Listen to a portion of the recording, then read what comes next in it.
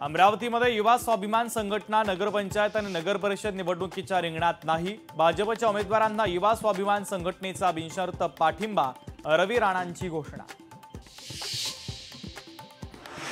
मालेगाव पुन्हा हादरलं। मालेगावात 13 वर्षीय मुलीवर अत्याचार, संशयित आरोपी पोलिसांच्या ताब्यात।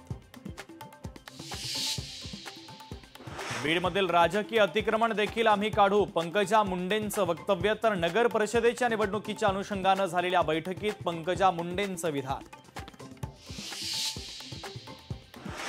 24 तासात अजित पवारांचा राजीनामा घ्या, दमानी यांची देवेंद्र फडणवीसांकडे मागणी। अन्यथा अमित शहांची भेट घेऊन राजीनाम्याची मागणी करणार असल्याचा दिला इशारा। 252 कोटींचं ड्रग्ज प्रकरणी बॉलिवूड संशयाच्या जाळ्यात। सिद्धांत कपूर नंतर आता ऑरीची झाली चौकशी। ऑरीचे दाऊदच्या भाच्यासोबत संबंध असल्याचा आरोप। राज्यातील 600 मराठी शाळा बंद होण्याच्या वृत्ताचं शालेय शिक्षण मंत्री दादा भुसेंनी केलं खंडन। राज्यातील एकही मराठी शाळा बंद होणार नाही, दिली स्पष्टोक्ती। लाडकी बहीण योजना बंद होणार नाही, प्रचार सभेत मुख्यमंत्री फडणवीस आणि उपमुख्यमंत्री एकनाथ शिंदे यांची लाडक्या बहिणींना ग्वाही।